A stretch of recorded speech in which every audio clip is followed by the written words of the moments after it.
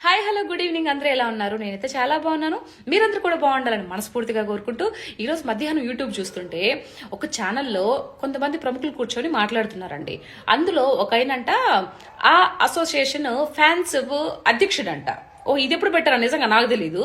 ఆయన చెప్తున్నాడు ఎవరికి నచ్చినట్టు వాళ్ళకు ఉండాలంట. సిగ్గు లేదు ఆ మాట చెప్పడానికి. అంటే 2 పేలికలు వేసుకుని తిరగొచ్చు, ఇబ్బంది లేదు. మరి అదే 2 పేలికలు మరి ఇంట్లో పూజ గదిలో కూడా ఎందుకు తిరగరు? బయటకు వచ్చేటప్పుడు ఎందుకు వేసుకోరారు? సిగ్గనా? అంటే 4 గోడల మధ్య నువ్వు స్విమ్మింగ్ పూల్ అలాంటప్పుడు అలాగే ఉండాలి కదా, బయటకు ఎందుకు దాన్ని పెట్టడము? నేను చూసి ఏం నేర్చుకోవాలి? బయటకు వచ్చేటప్పుడు వెనకంతా ఈ పంత కనిపించుకుంటూ ముందరంతా కనిపించుకుంటూ జబ్బల దాకా జాకెట్ లేకుండా ఈ సమాజానికి ఏం మెసేజ్ ఇస్తున్నావు నువ్వు? ఇంత జరిగినా కూడా మళ్ళీ సేమ్ అగైన్ ఏ ఫోటోలు తీసి మళ్ళీ ఎందుకు నెట్టింట్లో పెట్టి ఆళ్ళు చూడాలనే కన్నా పెద్ద ఫ్లెక్సీ కట్టి హైదరాబాద్ నడిగొడ్డులో పెట్టచ్చు కదా. ఇంకా చూస్తారు ఎయిర్పోర్ట్లో అక్కడ పెద్ద ఫ్లెక్సీ వేసి పెడితే చాలా బాగుంటుంది. ఇలాంటి వాళ్ళకి అలాగే చేయాలి. ఇలాంటి వాళ్ళకి అలాంటి చేస్తేనే బాగుంటుంది అనమాట. చాలా మందికి బాగా రీచ్ అవుతుంది నీ యొక్క హావభావాలు, షేపులు, గీపులు అన్నీ. అంతేగా, హావభావాలు ఎక్కడ ఉంటాయి? ఓన్లీ షేపులు మాత్రమే కనిపిస్తాయి. అందరూ చూస్తారు. ఇంకా సిగ్గులేదు. మానవ జన్మ ఇది. కడుపుకు అన్నం తింటున్నావో గడ్డి తింటున్నావు అర్థం కాదులే గాని ఇలాంటి వాళ్ళకంటే ఈయన ఫ్యాన్స్ అధ్యక్షుడంట.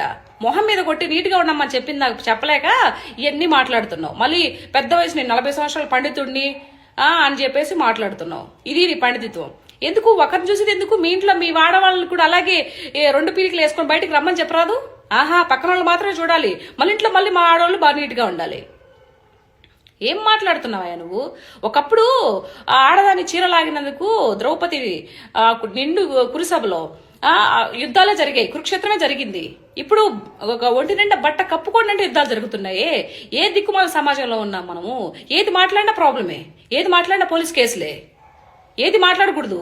మీరు సమాజంలో ఉండాలనుకున్నప్పుడు సమాజానికి కట్టుబడి మంచిగా నీట్గా డ్రెస్ సెన్స్ ఏదైతే ఉందో నీట్గా వేసుకొని రండి. లేదు మేమన్నీ ఇప్పేసుకొని తిరుగుతామంటే దేశాలు చాలా ఉండే, అక్కడికి వెళ్ళి హ్యాపీగా తిరిగేసేయండి. ఎవడు కాదనడు. అసలు ఏం బట్టలు వేసుకోపోయినా ప్రాబ్లం లేదు.